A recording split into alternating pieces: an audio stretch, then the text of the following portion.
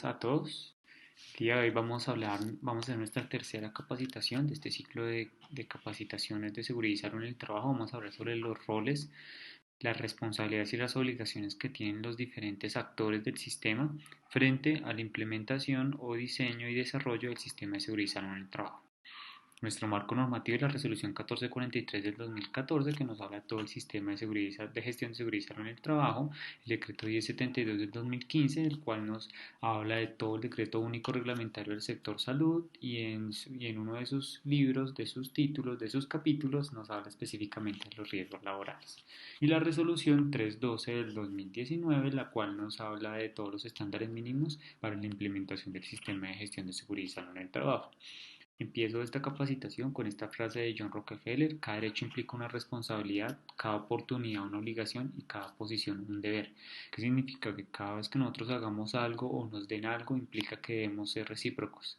Debemos tener cierta responsabilidad o ciertas obligaciones que en algunas nos demanda la ley y en otras nos demandan principios éticos y morales que tenemos que dar cumplimiento. Hoy vamos a ver de esas obligaciones y responsabilidades que nos demanda la ley frente a las personas que están trabajando en nuestras organizaciones. Para este caso puntual, la urbanización La Arboleda.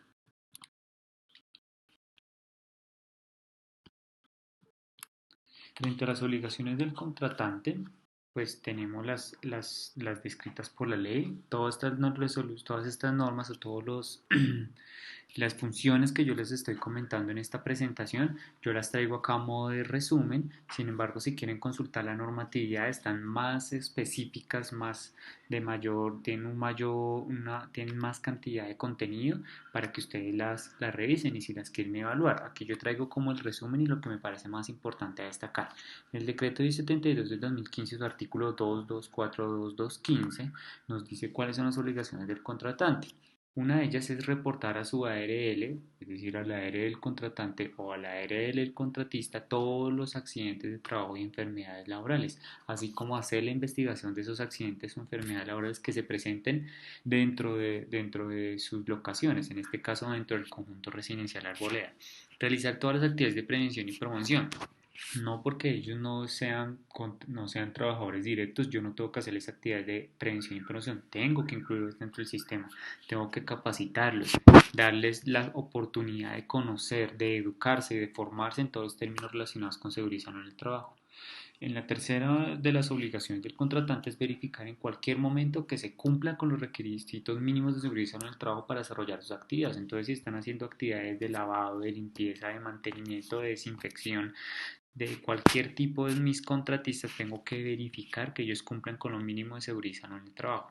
Eso implica la elaboración de un documento, un procedimiento y una lista de chequeo y diferentes que se van a ver ejecutadas en la implementación de diferentes inspecciones en los puestos de trabajo que esos contratistas deban cumplir y verificar con lo mínimo que me pide el marco legal normativo en seguridad y salud en el trabajo. Informarle a los contratistas de 4 y 5, informar cuáles son los contratistas de nivel 4 y 5, así como verificar su afiliación al Sistema General de Seguridad Social. Es decir, tengo que verificar cuáles son los contratistas que yo tengo a 4 y 5 porque son los de más alto riesgo y tienen que tener ciertas condiciones y tienen que tener ciertas actividades en las cuales yo tengo que estar pendiente que ellos cumplan. Por ejemplo, tener curso de manejo de alturas acreditado por una entidad que tenga los permisos para realizar lo que se encuentre vigente en el caso de mantenimiento de ascensores o limpieza o lavado de fachadas, y verificar su afiliación. Pues yo tengo que verificar que todos mis contratistas estén afiliados al Sistema General de Seguridad Social, que es ARL, que es salud, que es pensión y que estén cotizando bajo los riesgos que ellos demandan y bajo el porcentaje que tienen que demandar.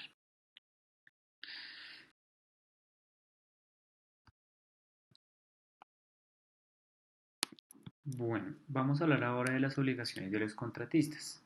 ¿Cuáles son esas obligaciones de esas personas que están ejecutando las tareas? Uno, pues el autocuidado y el cumplimiento del reglamento y normas de seguridad y salud del trabajo del contratante. Por eso nosotros como conjunto residencial debemos elaborar esas normas, debemos elaborar esos requisitos que ellos deben cumplir en las instalaciones y obviamente se los debemos exigir. Informar la ocurrencia de accidentes o incidentes de trabajo. Cualquier accidente o incidente que suceda mientras ellos realizan las actividades dentro del conjunto residencial lo deben reportar para que se haga la investigación y el reporte adecuado a su ARL. Contar con la EPP necesarios para ejecutar la actividad contratada? Pues yo tengo que verificar que ellos tengan los elementos de protección personal mínimos requeridos para su actividad. Eso es de ambas partes, tanto nosotros como contratantes tenemos que decir qué es lo mínimo que deben usar y ellos como contratistas nos deben decir, mire, esta es nuestra matriz de elementos de protección personal y asimismo nosotros la debemos hacer cumplir. Esto es algo que se debe solicitar al contratante. Participar en las actividades de prevención y promoción del contratante, es decir, si él hace actividades o si nosotros hacemos actividades, los debemos integrar, los debemos invitar, como por ejemplo a todas estas sesiones de capacitación. Todo esto, como les digo, está de forma más específica y más detallada en los artículos que les mencioné en la parte inferior derecha. Ya hablamos de los contratantes y los contratistas, ahora vamos a hablar de las obligaciones de los empleadores en general, ¿listo? Como empleadores, nosotros tenemos que definir y divulgar una política de seguridad y salud en el trabajo a través de un documento escrito, es decir, nosotros tenemos que documentar la política de seguridad y salud en el trabajo, la cual ya está documentada. Debemos asignar y comunicar responsabilidades, debemos generar un documento en donde nos digan, bueno, ¿qué es la responsabilidad del administrador? ¿Cuál es la responsabilidad de los contratistas? ¿Cuál es la responsabilidad del consejo, de los residentes? ¿Cuál es la responsabilidad del vigía en seguridad en el trabajo entre el conjunto residencial para que así mismo se socialice y se difunda esas responsabilidades? Debe haber una rendición de cuentas al interior de la empresa, es decir, periódicamente debemos generar dentro del conjunto residencial un informe de cuál es el estado de seguridad en el trabajo, si se han presentado accidentes, si no hay accidentes, si se han presentado incidentes, si hay personas en proceso de enfermedad laboral, cómo estuvo el nivel de ausentismo, porque esos son indicadores que nos permiten evaluar los resultados del sistema de seguridad en el trabajo. Habrán otros indicadores de proceso y de estructura que los vamos a ver un poco más adelante en otras capacitaciones, pero esto nos dicen básicamente si estamos cumpliendo con las capacitaciones, si estamos difundiendo el programa, si estamos cumpliendo con el plan anual de trabajo, que lo vamos a ver que es una de las obligaciones más adelante. Definir los recursos. Toda organización, sin importar la actividad económica, en este caso como lo es el conjunto residencial, como lo es una propiedad horizontal, tiene que definir esos recursos de presupuesto que le vamos a asignar al sistema de seguridad en el trabajo para que éste cumpla con la normativa legal vigente. Y obviamente cumplir con los requisitos de la normatividad aplicables. Nosotros normalmente pensamos en que lo que nos aplica es lo que aparece en la 0312, que son los requisitos mínimos. Hay otros requisitos que están contenidos y lo vimos en la primera capacitación del marco legal obligatorio que no están contemplados dentro de los requisitos mínimos, pero que lo debemos cumplir, como la ley 979 de sanidad, como todo el tema del plan de emergencias que debemos de tenerlo y eso no está incluido dentro de los estándares mínimos, pero lo tenemos que cumplir porque es está dentro del marco legal del sistema de gestión de seguridad en el trabajo. Y aquí vamos a hacer un paréntesis y nos vamos a meter un poco a la resolución 312 en su artículo 4 en el cual nos habla de quién tiene la responsabilidad del diseño e implementación de un sistema de seguridad en el trabajo para empresas pequeñas, en este caso como lo que tenemos en el conjunto residencial. ¿Qué nos dice la norma? Nos dice, mire, usted tiene que diferenciar entre el diseño y la implementación. Una cosa es diseñar un sistema de gestión y otra cosa es su implementación. El diseño, ¿quién lo puede hacer? Solo una persona que tenga acreditada la licencia de seguridad en el trabajo y tenga el curso de 50 horas. Puede ser técnico, puede ser profesional, puede ser con posgrado, como es el caso como es mi caso. Y esta persona debe generar todo el diseño del sistema. ¿Qué es el diseño? Generar los documentos, generar los formatos, generar los procedimientos, generar las diferentes listas de chequeo que vamos a implementar dentro del sistema. Y después dice, bueno, ¿quién va a implementarlo? Dice, para estas empresas pequeñas pues no van a contratar de planta a un CISO, lo que uno llama normalmente un CISO o una persona de seguridad en el trabajo. Van a tener una persona encargada de la implementación, el cual mínimo debe tener el curso de las 50 horas. Por eso es que nuestro administrador se encuentra en este momento desarrollando el curso de 50 horas para poder cumplir con este requisito. Y esa persona lo debe empezar a implementar. En ningún motivo, y lo subrayo acá, debe diseñar este sistema. ¿Qué es implementar? Si yo ya tengo un documento de reporte de accidente de trabajo, pues cuando ocurre un accidente él debe llamar. Si tengo un documento de verificación de contratistas, cuando llega un nuevo contratista, yo le voy a verificar cierta documentación que debe cumplir. Si tengo un documento de inspecciones, ¿él qué debe hacer? Pues realizar las inspecciones de trabajo. Entonces digamos que casi es muy importante que tengamos esto presente porque una cosa es el diseño y una cosa es la implementación. Algo que sí, y vamos a ver un poquito más adelante, es que estos son un sistema de gestión. ¿Y qué es un sistema? Pues es algo dinámico, es algo que todos los años cambia, es algo que todos los años hay que revisar, hay que evaluar. Entonces no es un sistema de dejar documentado y ya de un año y acabó esto, sino siempre, todos los años debemos volver a revisar el sistema de seguridad en el trabajo. ¿Qué normativa ha cambiado? ¿Qué nos impacta? ¿Qué no nos impacta? qué los procedimientos se ejecutaron, cuáles no se ejecutaron, por qué no se ejecutaron, si estuvo bien hecha las listas de chequeo, qué se encontró en las inspecciones. Todo eso nos va a generar un ciclo PHBA, planear, hacer, verificar, actuar, que nos va a implicar que el sistema sea algo dinámico, no algo estático como pensamos, como se piensa en algunos casos, que esto es unos documentos y ya me desentendí el sistema. Por lo contrario, esto es algo que toca trabajar todos los días, todos los años, desde el primer momento en que la copropiedad o desde el primer momento en que cualquier organización adquiere un NIT, es decir, que se vuelve una persona jurídica. Una vez claro eso, continuamos con las obligaciones del empleador. Gestionar todos los peligros y riesgos. ¿Qué significa gestionar? Si yo detecto que hay algo que pueda generar un accidente de trabajo o que pueda generar una enfermedad laboral, tengo que tomar medidas para que esto no suceda. Si veo un cable que está soltando chispas, tengo que tomar el mantenimiento. Si veo una luminaria que está fundida, tengo que hacer el mantenimiento. Si veo humedad, tengo que hacer mantenimiento. Si veo que hay pisos que pueden generar un riesgo para las caídas de mis trabajadores o contratistas o de los mismos residentes, tengo que generar acciones. Eso es gestionar peligros y riesgos, no esperar a que suceda. Y en el dado caso de que suceda un accidente, pues tengo que tomar las acciones para que esto no vuelva a ocurrir. Generar un plan anual de trabajo de seguridad en el trabajo. ¿Qué hablamos del plan anual? Como su nombre lo dice, se hace una vez al año. Todos los años hay que hacer esto de aquí hasta que se acabe la copropiedad. ¿Esto qué implica? O hasta que cambie la normativa y nos diga que ya no hay que hacer un plan de trabajo. Por ahora hay que hacerlo. Ese plan de trabajo son todas las actividades que tiene que realizar el conjunto residencial relacionadas con seguridad y salud en el trabajo. Entre esas están las inspecciones, está estas capacitaciones que estoy dando, está la implementación, el diseño de todos los indicadores, de toda la documentación, está la reevaluación por la alta dirección, los reportes, la rendición de cuentas periódicos que se debe hacer, los informes y demás actividades que están involucradas dentro del SST. Prevención y promoción de riesgos laborales. Pues como les decía, esa gestión de peligros se ve traducida en toda esta prevención y promoción. Pero ¿qué es prevenir y promover? Básicamente campañas de educación, campañas de información, campañas de comunicación relacionadas con seguridad y salud en el trabajo. La más común que nosotros normalmente escuchamos en nuestras organizaciones es: vamos a hacer una campaña de pausas activas. Si 8 horas al día estoy sentado en el puesto de trabajo, voy a tomarme 10 minutos en la mañana y 10 minutos en la tarde para levantarme, hacer estiramientos. Eso es promoción de la salud. ¿Qué más actividades normalmente nosotros conocemos? Vamos a hacer campañas de prevención del consumo de uso de cigarrillo, de sustancias alucinógenas, de alcohol. Vamos a hacer promoción de actividad física, de hábitos de vida saludable. Eso es promoción y eso está muy relacionado con la gestión de riesgos y peligros. Y finalmente, hacer partícipe a todos los trabajadores en la importancia de su papel o su rol dentro del sistema de seguridad en el trabajo. Y aquí hago algo muy importante, énfasis, es que es sin importar el tipo de vinculación. Normalmente nosotros pensamos, no, es que acá no tenemos trabajadores porque todos son contratistas. No, yo tengo una corresponsabilidad y tengo que montar todo un sistema para ellos. Así el mismo contratista tenga que montar su sistema para ellos, nosotros también tenemos que montar un sistema para ellos.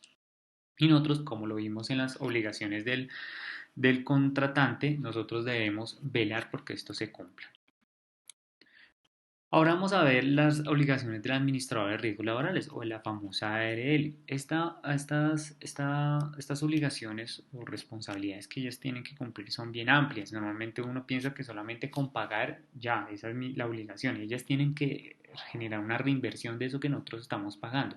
Vamos a ver ahorita más adelante cómo es esa reinversión. Pero a grosso modo ellos tienen la responsabilidad de verificar o velar porque el sistema general de riesgos laborales tenga un papel o cumpla su responsabilidad, sus objetivos.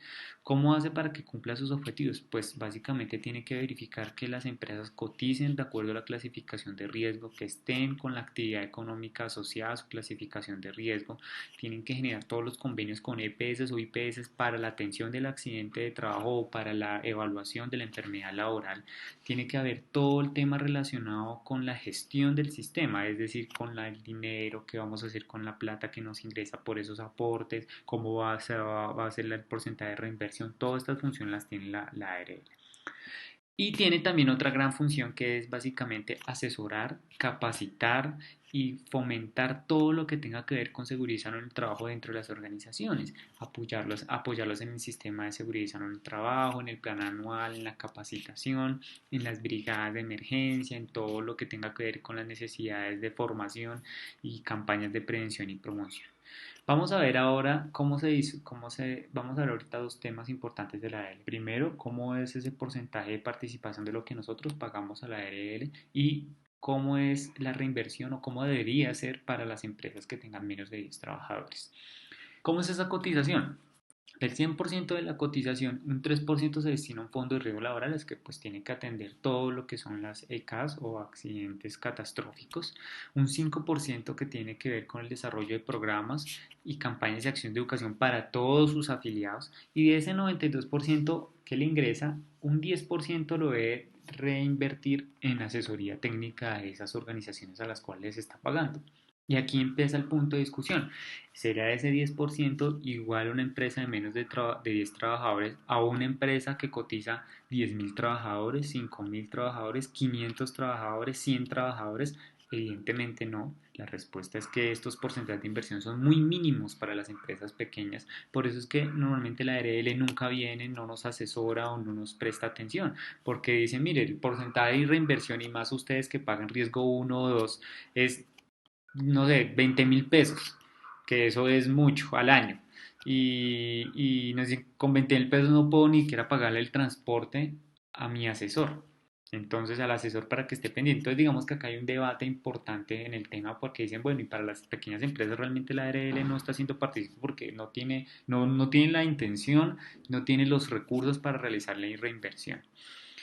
Entonces, la nueva normatividad, la 312, le dice, no señora, sin importar que ese 10% sea pequeño, usted tiene que cumplir con estas obligaciones, que son muy similares a las que veíamos, apoyar y capacitar y asesorar todo el acompañamiento técnico de la identificación de peligros y evaluación de riesgos, es decir, montar lo que normalmente se llamaba la matriz de riesgos, apoyar todo el tema de capacitaciones y todo lo que tenga que ver relacionado con la asesoría, acompañamiento en la investigación de accidentes de trabajo y enfermedades laborales. También tiene un punto importantísimo que es lo relacionado con todo lo que es el diseño de asesoría, la implementación de las áreas de trabajo, es decir, si yo no sé, venga, yo quiero evaluar si esta área de trabajo si cumple con seguridad en el trabajo, ellos nos deben apoyar en la evaluación o en la inspección y que eso no me vaya a generar un accidente de trabajo o una enfermedad laboral. Todos los estudios de higiene ocupacional e industrial. ¿Qué son estos estudios? Son los estudios normalmente de iluminación, de ruido, de temperatura, de vibraciones, son todos esos estudios higiénicos sanitarios que buscan prevenir la aparición de enfermedades laborales. Estos estudios tienen un costo, son realmente costosos y más para una organización de menos de 10 trabajadores se supondría que la ARL lo debería uno ayudar. En algunos casos pues el porcentaje de reinversión da para que ellos le den a uno, le paguen esos estudios. En otros casos ellos simplemente se limitan a decirle, mire, estos son los proveedores que lo prestan, le sugiero tomar estos y hacerlo de esta manera. Y ya, de resto usted se encarga de hacer el pago. Pero digamos que por eso es tan importante el porcentaje de reinversión, que recuerden es el 10% de un 92% de lo que yo cotizo y fomentar todo el tipo de estudios de trabajo y saludables. Ellos deben enviar campañas, enviar afiches, enviar capacitaciones para que nosotros participemos. Entonces digamos que normalmente en las empresas de menos de 10 trabajadores lo que normalmente es que ellos envían campañas, envían afiches y nosotros pues los colgamos, los publicamos, los entregamos y los socializamos. Eso es como lo que ellos hacen. Pero acá sí es muy importante hacer énfasis de que debemos exigirle a la ARL ese cumplimiento. Obviamente, entre más personas tengamos afiliadas a una misma ARL, pues más podemos hacer de trabajar con ellos. Pero si solo tenemos una persona afiliada a una ARL, otra persona y todos son contratistas, pues digamos que nos queda realmente bastante limitado este aspecto. Ahora llegamos a la responsabilidad de los trabajadores y con esta y la última dispositiva vamos a culminar el día de hoy. Pues como lo veíamos, es responsabilidad de nosotros tener un autocuidado. Finalmente, quien se enferma y quien se accidente es uno. Finalmente, quien se incapacita es uno y eso le genera un daño no solamente a la empresa, sino, veámoslo desde el autocuidado, es decir, a mi familia. Porque si yo no trabajo, si yo no puedo trabajar, si por alguna razón pierdo mi capacidad de trabajar o me generan alguna incapacidad, pues yo voy a ganar mucho menos. ¿cierto? Ya no voy a estar activo, así que voy a empezar a tener de pronto enfermedades de carácter de sedentario. Entonces voy a generar una connotación, una serie de actividades que me van a impactar como trabajador y van a impactar no solamente la empresa, insisto, porque obviamente se va a afectar, sino también mi familia y mi entorno social. Pero es muy importante el autocuidado, cuidar. Suministrar la información clara y veraz completa sobre su estado de salud. Eso es súper importante. Recordemos que nosotros también nos podemos accidentar y enfermar en la casa. Y si nosotros no le informamos a nuestro jefe inmediato, seguramente esa torcedura de tobillo, ese dolor de lumbar que yo llevo de la casa por hacer oficio, lo que sea, cuando yo llegue al trabajo y me toque hacer una actividad que se relacione con esos músculos o con esas partes del cuerpo, pues voy a empeorar mi situación. Entonces, esa torcedura de tobillo que yo la tenía en un grado uno, seguramente si empiezo a hacer unas actividades de esfuerzo sobre el tobillo, a consecuencia de mi trabajo, pues lo va a empeorar y puedo desencadenar un esguince grado 2 o peor aún, una incapacidad o una incapacidad parcial o definitiva de mi tobillo. Entonces, si yo no le informo eso a mi jefe inmediato, pues voy a empeorar mi situación de salud dentro de la organización. ¿El qué debe hacer? Pues ser consciente de que yo traje un accidente afuera y debo tomar las medidas para que no se me empeore esa situación de salud, o bien sea decir, no, vaya a su médico, que él le diga qué es lo que debe hacer, si necesita terapias y nos diga a nosotros qué nosotros podemos hacer desde el trabajo para disminuir o no empeorar esa situación de salud. Por eso es muy importante esta información. Lo mismo que pasa con las gripes y más con todo esto que estamos viviendo. Hoy en día, cuando yo me resfrío, adquiero una gripe o una influencia, yo debo informarle a mi enfermero para que él vele por mi seguridad. ¿Y cómo es velar mi seguridad? Deme un tapabocas. ¿Sí? Para que yo no transfiera esa enfermedad a mis demás compañeros que se puedan llegar a enfermar. Mejorar el lavado de manos, pues eso ya lo hemos visto con toda la situación que estamos pasando. Pero digamos que eso hace parte de la información. Cumplir con las normas y reglamentos instrucción del sistema general del sistema de gestión de seguridad en el trabajo. Pues si tengo un reglamento, si tengo una política, si tengo un perfil claro, unas funciones, pues debo hacerlas. Si me dice usa elemento de protección de personal, debo usarlo. Si me dice para esta actividad no la puede hacer una sola persona, sino tiene que tener la compañía de dos, por ejemplo, voy a cambiar un bombillo, necesito una persona que tenga la escalera y otra y una persona que tenga la escalera y la otra que haga el cambio de bombillo. Debo hacerlo así, no debo hacerlo solo. ¿Por qué? Porque eso es cumplir las normas y cumplir los reglamentos. Informar oportunamente al empleador o contratante acerca de los peligros. Si yo detecto que, mira, hay un escalón que está salido, hay humedad, hay muy poca luz, hay mucho ruido, hay unos cables que están salidos y están botando chispas, hay huele a gas, todo eso lo tengo que informar, porque de lo contrario podría ser, entre comillas, cómplice de un accidente o de una enfermedad laboral porque yo pude prevenirla. Participar en las actividades de capacitación, como lo que estamos haciendo, y pues cumplir con todos los objetivos o participar y cumplir con todos los objetivos de cumplimiento del sistema. ¿Y cuáles son los objetivos? Pues básicamente cero accidentes, cero enfermedades laborales, disminuir el ausentismo a causa de enfermedades o accidentes laborales, ¿sí? Conocer y llevar a cabo en día a día las prácticas seguras, buenas, actos seguros, buenas condiciones seguras para poder desempeñar mis labores. Y finalizo con este tema de capacitación de seguridad en el trabajo porque es una obligación de que el empleador o contratante defina cuáles son los requisitos de conocimiento y eso implica generar un programa de capacitaciones, como dice, revisión mínimo de una vez al año. Y vuelvo, insisto, ven que este sistema es dinámico, esto no es de una sola vez, todos los años se debe realizar. ¿Qué significa ese programa de capacitación? Todas estas capacitaciones como esta, que está la tercera, recuerde que ya hemos visto marco legal, hemos visto conceptos básicos y ahora estamos viendo obligaciones y responsabilidades para que todas las personas tengan conocimiento en el sistema de seguridad en el trabajo y entiendan por qué esto hay que implementarlo y por qué a esto hay que promocionarlo y por qué a esto hay que meterle plata. Proporcionar a todos los trabajadores que ingresen al menos una vez una inducción. ¿Qué es la inducción? Pues le debemos decir, mire, esta es la política, este es el reglamento, esta es nuestra matriz de peligros, así usted reporta un accidente, en caso de una emergencia es esto. Eso es como lo mínimo que uno debe explicarle. Obviamente hay muchas cosas más y depende de la complejidad de la empresa, pues la inducción será mucho mayor. Pero en términos de seguridad en el trabajo, eso es lo que nos interesa saber.